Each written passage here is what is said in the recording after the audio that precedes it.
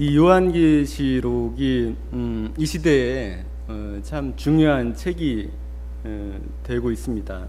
혹자는 이렇게 얘기를 합니다. 요한계시록을 굳이 우리가 알아야 될 필요가 있느냐? 어차피 주님 재림하시면 우리가 다 알게 될 거 아니냐? 이렇게 얘기를 합니다. 하지만은 그런 단순한 생각들이 우리가 요한계시록을 멀리하게 하고 그 다음에 이 시대에 이것이 왜 중요하냐면은 이 요한계시록에 대해서 해석을 잘못하고 그 다음에 이 요한계시록이 왜 교회에 주어졌는지 이해를 못하는 사람들이 참 많이 있다는 거죠. 그래서 사단이 가장 잘하는 일들이 있습니다. 사단은 항상 사상을 사용합니다. 그래서 이 시대를 지배하는 가장 비성경적인 사상이라고 한다면은 진화론을 들을 수 있습니다. 진화론 안에는 진화의 증거가 하나도 없습니다. 하지만은 모든 학자들이 진화를 얘기합니다. 그것을 무슨 이름으로 하냐? 과학이라는 이름으로 진화를 얘기를 합니다. 최고의 과학자들이 그 진화를 얘기합니다. 그래서 진화에 반대되는 얘기를 하기가 이 과학자들 가운데 쉽지 않은 그런 세상에서 살고 있는 것이죠. 그래서 예전에 창조론을 주장했던 그런 사람들도 슬며시 어느덧 유신론적 진화론자들로 이제 입장을 바꿔가고 있는 상황이죠. 그러니까 진화론이 어떠한 증거도 없음에도 불구하고 과학이라는 이름으로, 그리고 이 세상에 사는 이 많이 배웠다고 하는 모든 사람들이 그런 식으로 진화론이 과학처럼 얘기를 하기 때문에 모든 학문을 따르는 사람들도 꼭두각시가 되는 것이죠. 그것뿐만이 아니라 모든 신학에 대한 부분도 마찬가지입니다. 이 신학 사상도 우리가 어거스틴이나 이런 교부들의 신학, 그 다음에 개혁자들의 어떤 신학들의 위험성에 대해서 살펴보았지만은 그런 신학들이 최고의 지성을 가진 사람들에게서 나온 그런 신학들이 그 이후에 사는 사람들의 모든 사상을 지배하게 된다는 것이죠. 지배하고 있다는 것이죠. 그리고 또 그런 사상들뿐만이 아니라 이 요한계시록도 마찬가지입니다. 그러니까 주님의 오실 때가 가까운 것을 우리가 많이 알고 있고 많은 사람들이 얘기를 하고 있습니다. 그래서 이 요한계시록이라는 것의 중요성이 계속 부각이 되고 있습니다.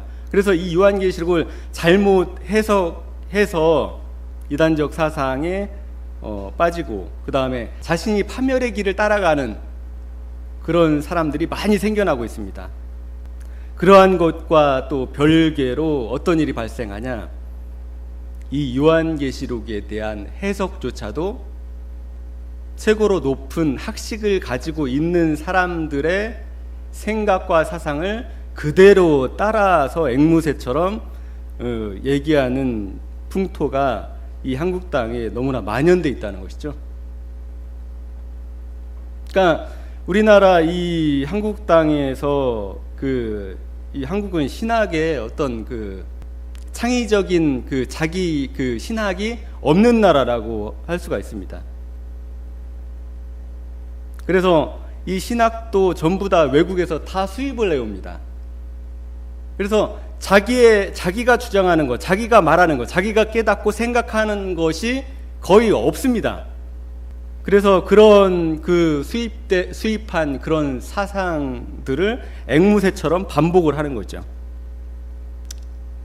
그런 사상의 근거는 최고의 학문을 기초로 한 것입니다. 옥스포드대, 캠브리지 대학, 무슨 최고의 권위자 사상들이 이렇게 얘기했다는 그런 말들이죠. 근데 바울은 뭐라고 합니까? 세상 지혜로 하나님을 알 수가 없다라고 이제 말을 했죠. 그리고 세상 지혜와 철학, 특별히 철학, 헛된 속임수와 철학으로 너희를 속이지 못하게 하라라는 말씀도 바울이 했습니다. 오늘날의 기독교 안에 들어와 있는 이 철학적 신학, 이 철학 신학, 그리고 그 철학의 그 위에 서 있는 신학이라고 불리워지는 이런 것들이 내세우고 표방하는 신학, 이런 것들은 성경을 세우는 것이 아니고 성경을 무너뜨리는 역할을 철저하게 합니다. 그래서 그러한 것들이 아주 심각합니다. 이 요한계시록을 무너뜨리는 그 사상 속에 우리가 살아가고 있습니다.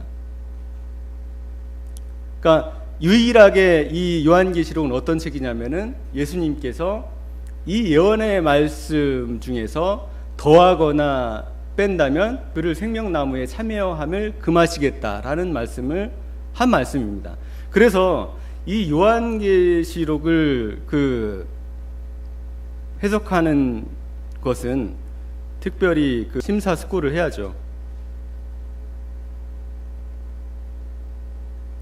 그것이 이 예언의 말씀에서 무엇인가를 더하고 빼는 것이 단순히 본문을 더하고 빼는 그것도 의미하긴 하지만은 이 요한계시록의 해석에 있어서, 그러니까 전혀 본문이 말하고 있지 않은 것을 다른 것으로 대체해서 인간의 생각으로 그것을 왜곡시키고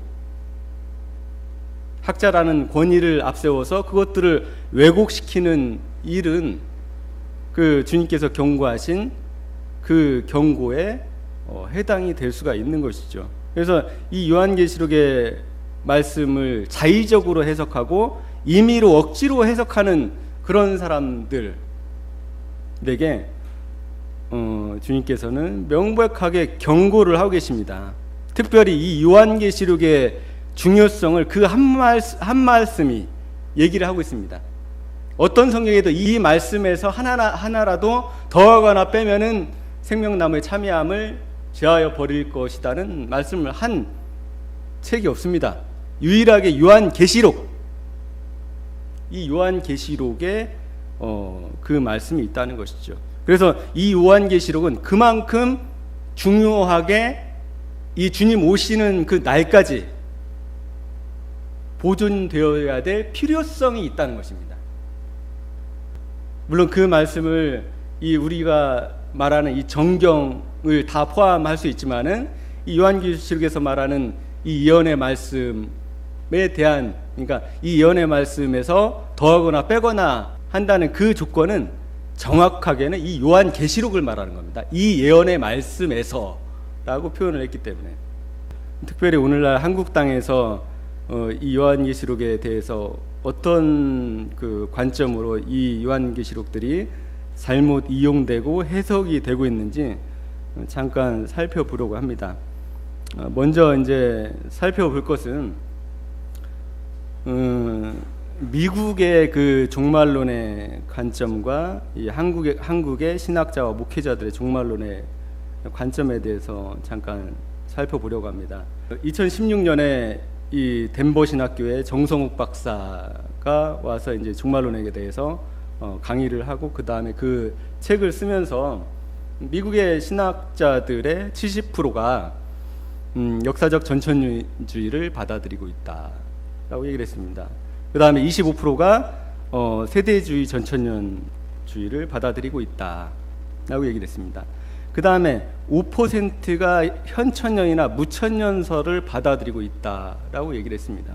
그러니까 이것이 무슨 말인지를 쉽게 설명하면은 그 요한계시록의 마지막에 나오는 이 천년 왕국을 문자 그대로 받아들일 것인가 아니면 그냥 상징으로 받아들일 것인가에 대한 견해를 표한다는 것이죠.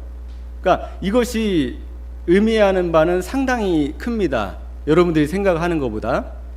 왜 그러냐면은 이 천년왕국이라는 것을, 성경에 나오는 그 천년왕국을 그냥 실제로 천년왕국으로 해석한다는 것은 성경을 문자적으로 이해하고 받아들인다는 의미가 담겨 있기 때문에 그렇습니다. 단순히 전천년주의다, 아니면 혹은 그 세대주의 전천년주의다, 이것이 아니라 이 전천년주의가 표방하는 그 성경 해석에 대한 관점을 그 한마디로 정확하게 드러내주고 있기 때문에 그렇죠. 그러니까 미국의 그 거의 모든 신학자들과 그 다음에 목사들이 어떤 식으로 이 성경을 바라보고 있느냐, 거의 문자적으로 거의 95%가 이 요한계시록의 천년을 이해하고 받아들이고 있다는 것이죠. 근데 우리나라에서는 이 미국에서 이 5%에 해당하는 거의 그 주장되지 않는 그 현천년주의나 무천년주의가 오늘날 우리 한국교회 이 신학자들과 이 목회자들에게 만연이 돼 있다는 것이죠. 그래서 오늘날 우리나라 이 신학자들, 특별히 신학자들, 개혁주의를 포방하는 곳들이 너무나 많기 때문에 이 신학자들과 목회자들의 거의 65%는 무천년주의를 얘기합니다. 아니면 현천년주의. 이것은 무엇을 얘기하냐면 그 천년이라는 그것을 뭘로 해석한다는 거예요? 예, 문자 그대로 해석을 하지 않고 상징적인 영적인 의미로 해석을 한다는 것이죠. 이것이 보여주는, 단적으로 보여주는 것이 무엇이겠습니까? 이 성경을 문자 그대로 해석하는 것과 그 다음에 성경을 상징으로 해석했을 때의 그 차이점들이 얼마나 크겠습니까? 그러니까 미국에서 왜 그 현천년주의, 무천년주의가 저렇게 작을까? 우리나라에서 대세를 이루고 있는 이 무천년주의가 왜 미국에서는 5%밖에 되지 않을까? 라고 우리가 심각하게 고민을 하면서 이 종말론에 대해서 접근을 해야 된다는 것이죠. 왜 이런 현상이 발생할까요?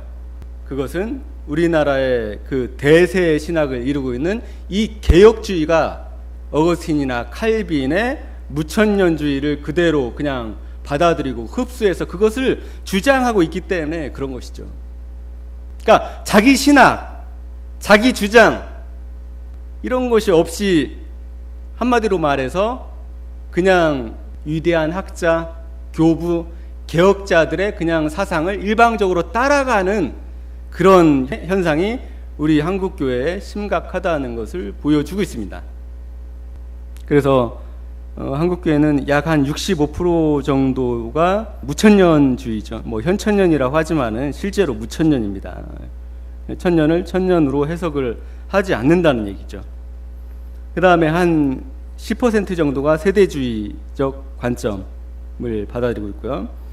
그 다음에 개혁주의 가운데서도 이 역사적 전천년주의, 그러니까 천년을 있는 그대로 해석을 하는 사람들이 있습니다. 그러니까 세대주의 전천년주의가 문제점들이 좀 있기 때문에 그 문제점들을 받아들이지 않고 역사적 전천년주의를 받아들이는 사람들이 있죠.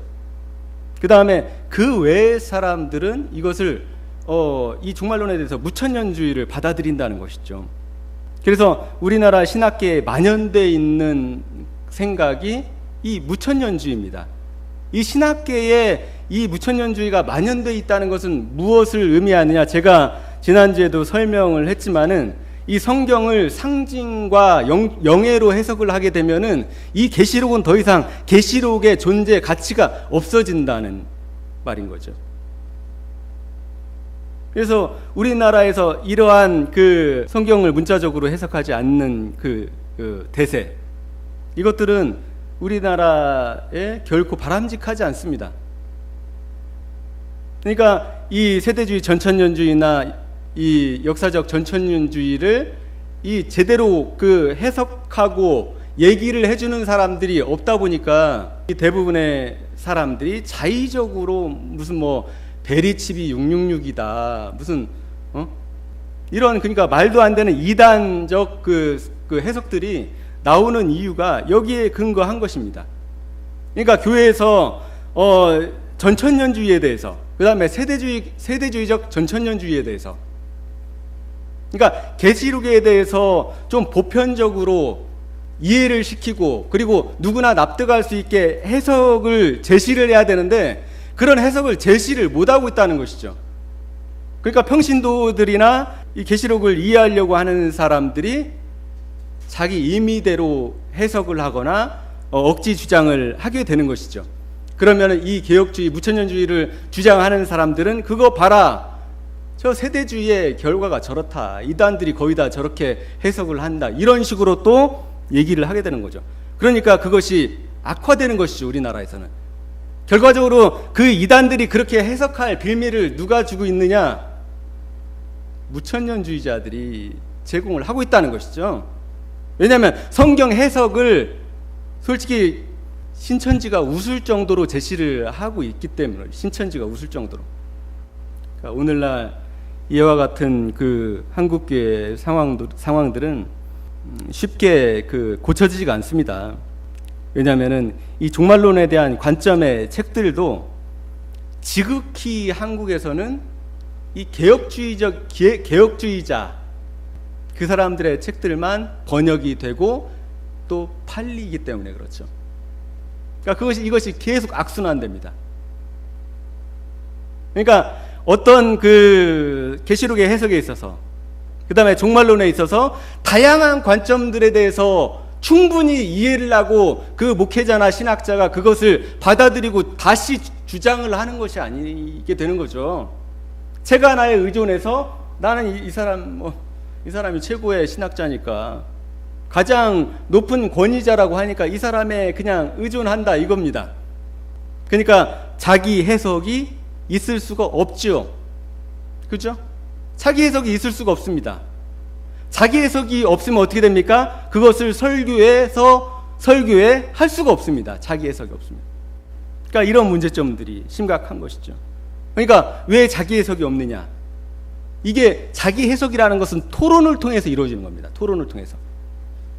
세대주의와 그 다음에 역사적 전천년주의와 그 다음에 무천년주의 간에 치열한 그 종말론 논쟁이 있어야 되는 것이죠. 근데 우리나라에서는 이런 논쟁 자체가 거의 없다는 것이죠. 하려고 하지 않습니다.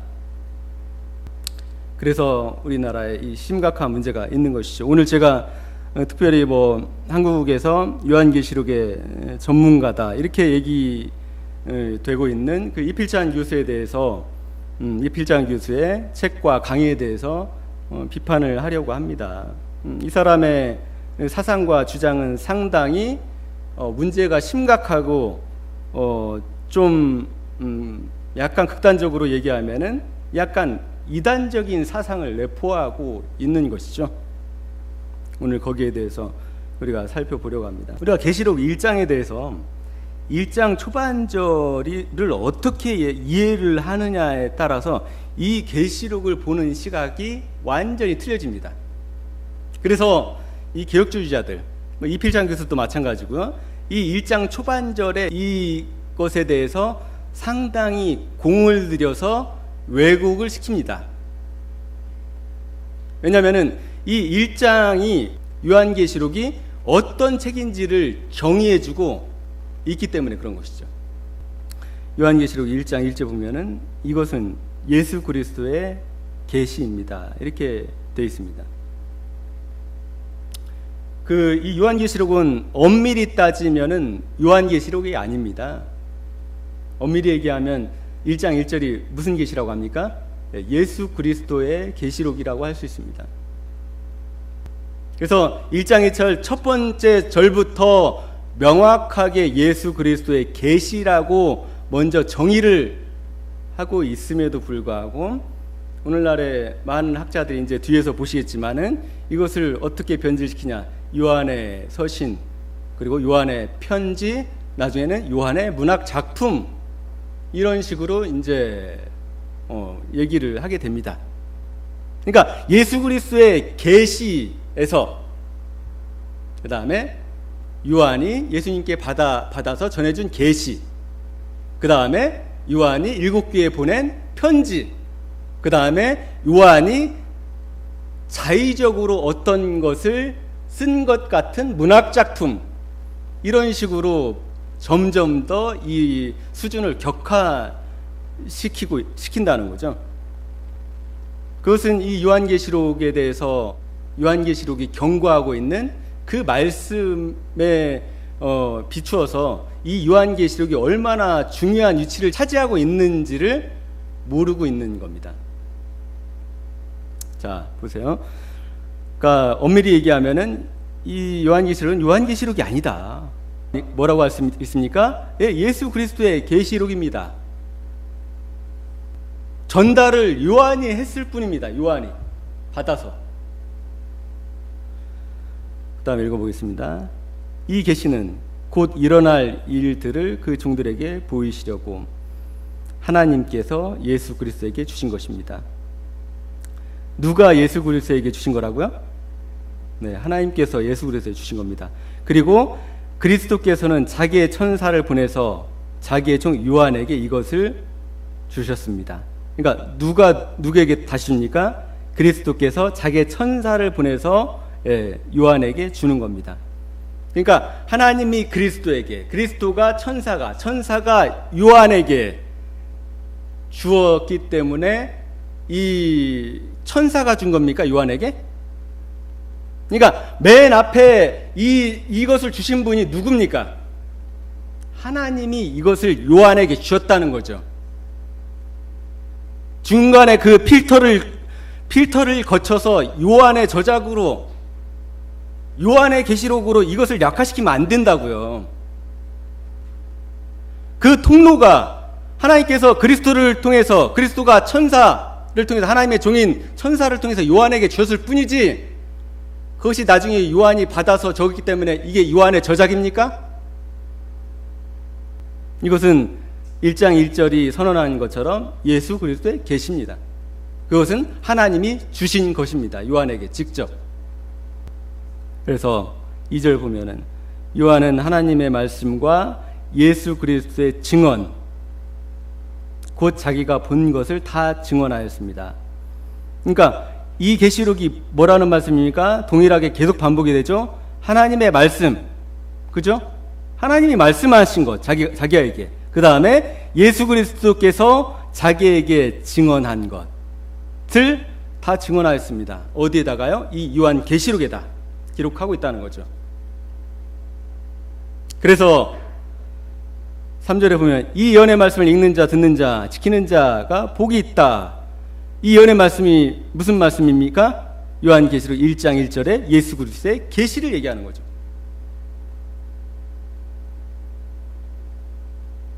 이것이 계속 이어지고 있는 겁니다.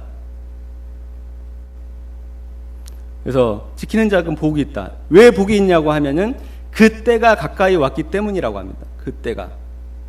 그래서 여기에서 말하는 이 그때에 대한 해석이 상당히 중요합니다.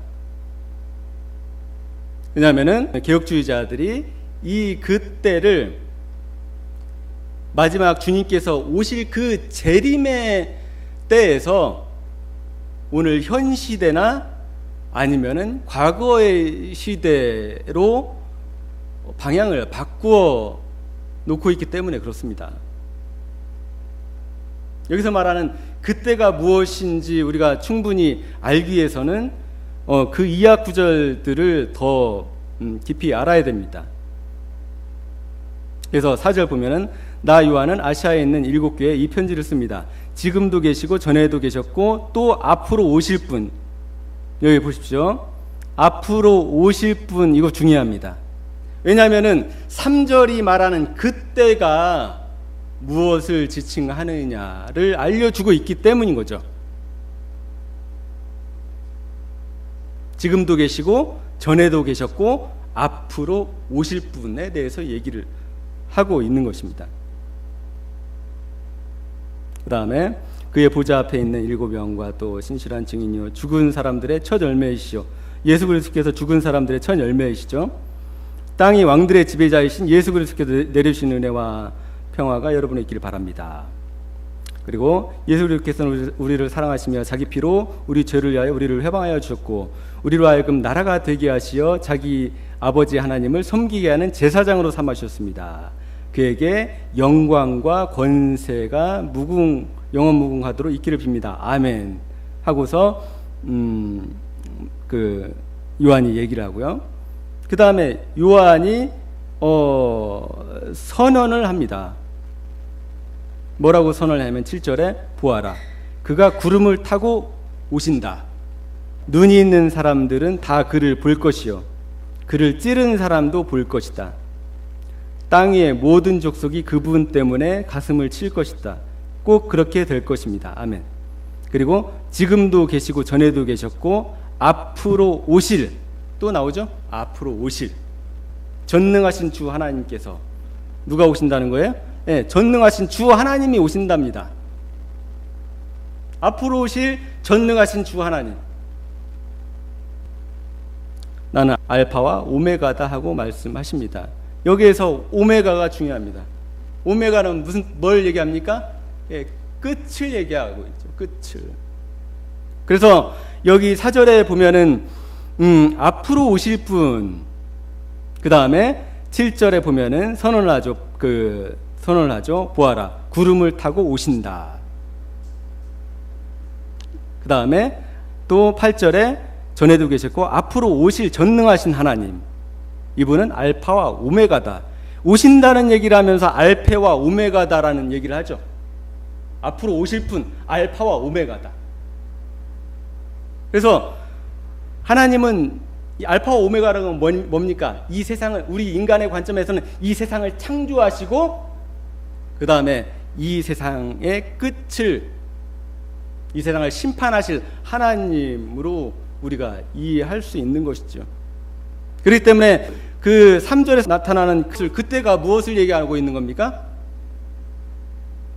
예수 그리스도의 재림, 주님께서 이 세상을 심판하러 오실 그 날, 그 다음에 구름을 타고 오시는 것이 해당이 되는 것이죠.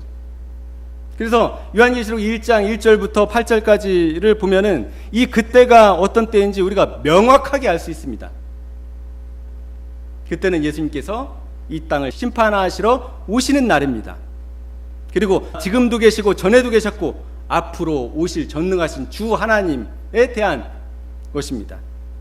그래서 이 알파요, 그 다음에 오메가에 대해서 얘기하는 이 계시록은 이 오메가에 대한 부분, 그러니까 앞으로 오셔서 이 세상을 심판하실 이 하나님, 그리고 이 예수 그리스도에 대한 기록을 얘기하고 있다는 것을 명확하게 제시를 하고 있는 것입니다.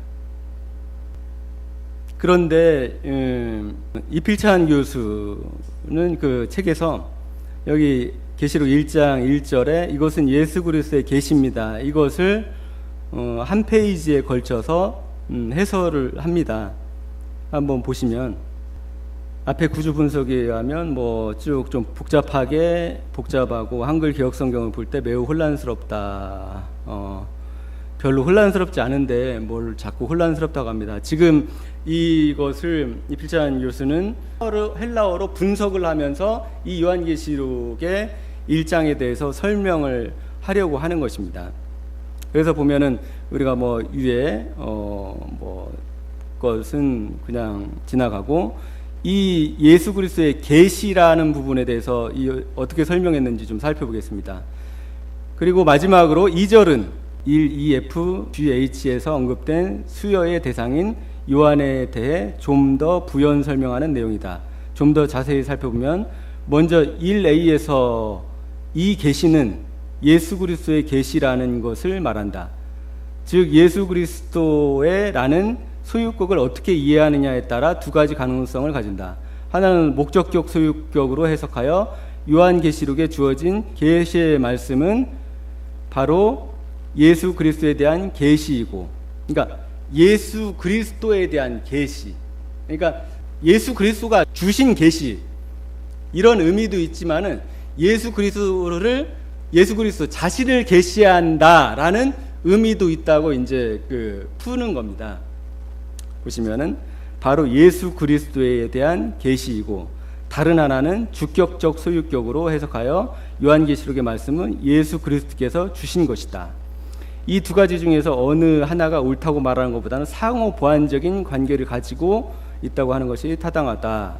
그러나 이 두 가지 중에서 경중을 따진다면 이 본문의 문맥에서는 주격적 소유격으로 보는 것이 낫다고 할 수 있다. 왜냐하면 하나님께서 이 계시를 예수님께 허락하신 것은 예수님이 하나님으로부터 받은 계시를 그의 종들에게 보여주기 위한 것이기 때문이다. 곧 그의 종들에게 보여주시는 것을 하나님께서 그 계시를 받은 예수께서 행하시는 작업일 수 있다. 따라서 요한계시록의 말씀은 예수 그리스도를 드러내기도 하지만 그 계시적 활동에 있어서 예수 그리스도께서 주체가 된다. 또 한편으로 그리스도의 계시는 그리스도의 묵시라고 번역할 수 있다. 지금 무슨 말을 하는지 이해하십니까? 결국은 이 요한계시록 1장 이 한마디, 이것은 예수 그리스도의 계시입니다 라는 것을 이 예수님은 그냥 명확하게 누구나 다 알 수 있게 이 기록을 적어 놓으셨습니다. 우리가 이 헬라어를 일일이 분석하면서 이게 주격적 소유격이냐 아니면 목적격 소유격이냐 이걸 따져서 이게 예수 그리스도에 대한 계시냐 아니면 예수 그리스도가 주신 계시냐 이걸 따지고 있을 의미가 없다고요. 왜냐하면은 1장 1절이 문제가 아니라 그 이하 구절에서 충분히 이거에 대해서 명확하게 부연 설명을 하고 있기 때문에 그런 것이죠. 하나님께서 요한에게 주신 그냥 계시입니다. 그러니까 이 말들이 상당히 그러니까 말을 위한 말이고 책을 위한 책이라는 것을 우리가 알 수 있죠. 보시면은 이게 누가 이 말을 이해할 수 있습니까? 뭐 이렇게 두껍지 않습니까? 이것들을 뭐 600페이지, 700페이지들이 됩니다. 대부분 요한계시록 주석서를 보면 과연 이런 것들이 우리한테 도움이 되냐? 그러니까 이 얘기입니다. 예수 그리스도에 대한 계시라고 표현을 할 수도 있고, 그 다음에 예수님께서 주신 계시라고 표현을 할 수도 있는데, 그 두 개는 융합되어 있어서 예수 그리스도를 보여주는 것임과 동시에 예수 그리스도께서 주신 계시다. 하지만은 예수 그리스도께서 주셨다는 개념이 더 크다는 것을 설명하고 있는 것입니다. 우리가 그렇게 이해해야 됩니까? 이것을 그렇게 어렵게? 그냥 예수 그리스도께서 주신 계시입니다. 계시록 1장 1절부터 3절까지를 좀 우리가 명확하게 해야 될 필요가 있습니다. 왜냐하면은 이 사람들이 특별히 이필찬 교수는 이 예수 그리스도의 계시를 예수 그리스도께서 주신 계시로도 표현을 하지만은 예수 그리스도 자신을 계시한 것이다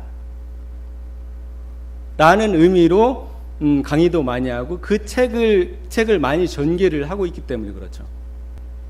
그래서 제가 아까 전에 말씀드렸듯이 이것을 예수 그리스도의 계시에서 어떤 식으로 이제 이 요한계시록이 좀 약화되냐면은 요한의 편지 정도로 약화를 시키고요. 어떤 학자들은 이건 문학 작품, 묵시 문학에 해당하는 문학 작품이고 그 요한이 그 시대를 반영하기 위해서 요한이 쓴 것이다라고 얘기를 합니다. 그러니까 어떻게 보면은 이 학자들의 말이 우리는 잘 모르니까 그럴듯해 보이지만은 이런 말들을 통해서 이 요한계시록은 훼손이 된다는 것이죠. 이것은 요한의 편지가 아닙니다. 이것은 문학 작품이 아닙니다. 1장 1절에 선언한 대로 예수 그리스도께서 주신 계시입니다. 이것을 우리가 정확하게 이해할 수 있습니다. 이 1장부터 3장까지에서 성경의 영감에 있어서는 성감이 어떻게 영감되느냐 두 가지로 많이 이해를 합니다. 성경의 영감에 대해서 기계적 영감설이 있습니다. 하나님께서 성경을 만들게 주시는 이 방법, 이 기계적 영감설이라고 하는 것은 이 하나님께서 이 성경을 만드는 사람에게 일일이 이렇게 불러주는 겁니다. 불러줘서 성경 기록자는 그것을 불러주는 대로 아니면 보는 대로 적는 것입니다. 그것을 우리는 기계적 영감설 혹은 축자적 영감이다 이렇게 얘기를 합니다. 근데 대부분의 서신서들에 대해서는 우리가 유기적 영감설에 대해서 많이 얘기를 합니다. 이 유기적 영감설은 뭐냐면 성경의 기록자이신 선지자나 사도의 내적인 인간성, 재능, 교양, 용어, 문체, 이런 것들, 그가 가지고 있는 그 인간적인 특성들 있잖아요. 이것들이 반영이 되도록 하시고 하나님의 말씀을 전해주신다, 이 얘기를 하는 겁니다. 그러니까 대표적으로 서신서를 보면은 그거를 잘 알 수가 있죠. 사도 바울의 어떤 문체라든가 사도 바울의 표현, 그 다음에 사도 바울 개인적으로 이것은 내 생각이다, 혹은 이것은 주의 명령이다, 이런 식으로 이제 표현하는 것들을 보면서 우리는 그 서신서가 유기적 영감에 의해서 쓰여졌다는 것을 어느 정도 충분히 이해할 수 있습니다. 하지만 이 계시록은 남다르다는 거죠. 이 계시록은 밑에 있는 유기적 영감보다는 이 기계적 영감에 거의 속한다고 할 수 있습니다. 그래서 이 기계적 영감이, 그러니까 축자적 이 영감이 이 계시록에는 아주 엄격하게 더 크게 적용됐다고 할 수가 있습니다. 그것을 어떻게 알 수 있느냐, 자세히 보겠습니다. 1장 4절에 보시면은 뭐라고 나오냐면은 나 요한은 아시아에 있는 7교회에게 편지를 씁니다, 이렇게 나옵니다. 그죠? 이 1장 4절만 딱 보면은 이 요한계시록은 요한이 7교회에 보낸 편지라고 착각하기가 아주 쉽습니다. 하지만은 보세요. 그래서 2장 1절에 보면은 이렇게 나옵니다. 각 교회를 얘기를 하는데 제가 에베소 교회만 이렇게 적어 놓은 겁니다. 에베소 교회의 심부름꾼에게 이렇게 써 보내라. 이게 누구 말일까요? 누구한테 이렇게 얘기한 걸까요? 예수님이 요한에게 써 보내라고 얘기한 겁니다. 그리고 2장 2절 각 교회에 얘기하는 것을 보면은 2장 1절부터 3장 마지막 절까지는 누구 얘기만 나오는지 아세요? 예수님의 말씀만 나옵니다. 자, 보시면은 여기 보시면은 2장 2절에 나는 네가 한 일과 네 수고를 알고 있다. 이게 에베소 교회의 한 얘기입니다. 이게 나는이 누굽니까 여기서? 그 다음에 2장 9절 나는 네가 당한 환난과 궁핍을 알고 있다. 이 나는이 누굽니까? 2장 13절 나는 네가 어디에서 거주하는지를 알고 있다. 그 다음에 나는 네 행위와 네 사랑과 믿음과 섬김과 오래 참음을 알고 있다. 나는 네 행위를 안다. 너는 살아있다 하는 이름은 있으나 실상은 죽었다. 나는 네 행위를 안다. 보아라, 내가 네 앞에 문을 하나 두었다. 나는 네 행위를 안다. 너는 차지도 않고 뜨겁지도 않다. 이것이 누구의 말입니까? 보시면은 이 나는이 누굽니까?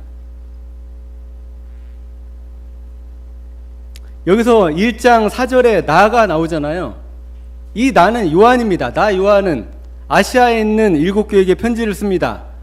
근데 실제로 2장 1절부터는 이 편지를 요한이 쓴 게 아니라 누구의 말이 나옵니까? 여기에 나는이 누굽니까? 2장 2절 나는 예수님이라는 거죠. 그래서 우리가 2장하고 3장 전체를 보면은 전부 다 예수님의 말씀입니다.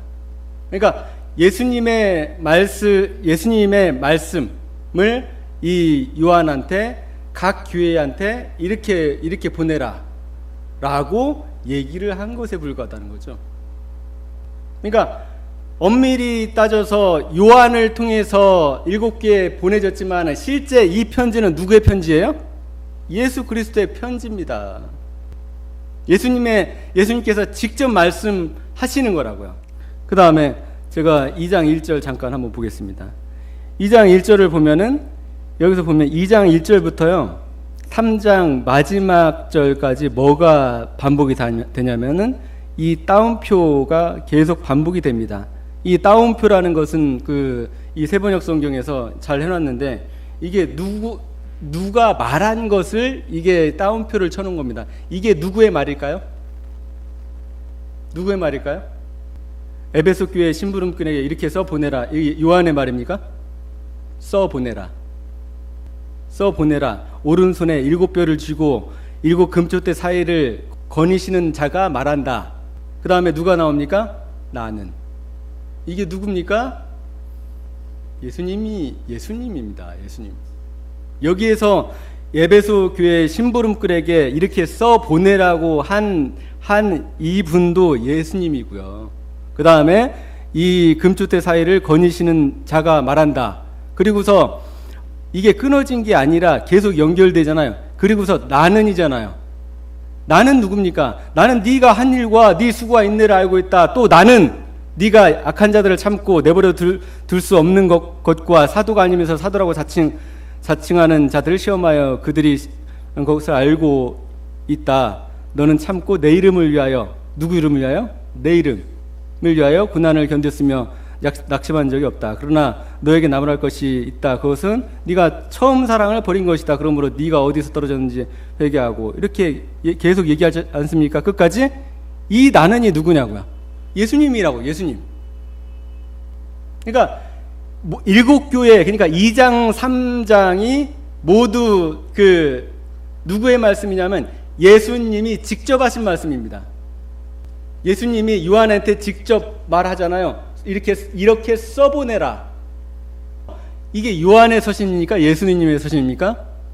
요한의 서신이라고 하려면 요한이 자기가 뭔가를 써서 자기의 내용을 7교회한테 줘야 되는 것이죠. 다른 바울의 서신들과 같이 사도된 나 바울은 고린도 교회에 있는 너희에게 문안한다. 이런 식으로 바울의 말이 나와야 되는 거죠. 하지만은 여기에서 요한의 편지라고 해서 이게 요한의 편지입니까? 요한의 편지가 아니라는 거예요. 그 내용 자체는 전부 예수 그리스도의 말씀이라는 거죠. 다만 통로가 누구였을 뿐이에요? 요한이었다는 것이죠. 그래서 1장 1절에 예수 그리스도의 계시라는 말씀이 그냥 빈말이 아니라는 것이죠. 예수 그리스도께서 직접 계시하시고 이것을 보여주었다는 것이죠. 우리가 복음서 외에 예수 그리스도께서 직접 이렇게 교회에게 자신의 음성으로, 자기의 말씀으로 이 보내신 것을 우리가 본 적이 있습니까? 읽은 적이 있습니까? 복음서 외에 예수님께서 직접 말씀하시는 그 말씀들이 기록된 것을 읽은 적 있으세요? 없습니다. 하지만 이 요한계시록은 이 2장 3장 전체가 예수님의 말씀입니다. 요한의 말이 아니에요. 그리고 요한이 이 7개에게 이 편지를 쓰고 싶어서 써서 보내는 게 아닙니다. 그냥 요한은 어떻게 한 거예요? 예수님의 명령을 따라서 써보내라. 이렇게 써보내라. 이렇게.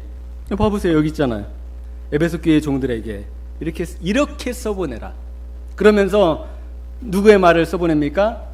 예수 그리스도께서 직접 하신 말씀을 써보내는 거죠. 그러니까 1장 1절에 예수 그리스도의 계시라. 이것은 벌써 이 요한계시록 1장부터 2장, 3장 이 초반부부터 예수님의 계시라는 것이 너무나 명확하다는 것을 우리가 알 수 있습니다. 그것을 다른 것으로 왜곡할 필요가 없어요. 그냥 예수 그리스도께서 주신 계시입니다. 이거는 요한이 써서 임의대로 써서 7교회에 보낸 편지도 아니고요.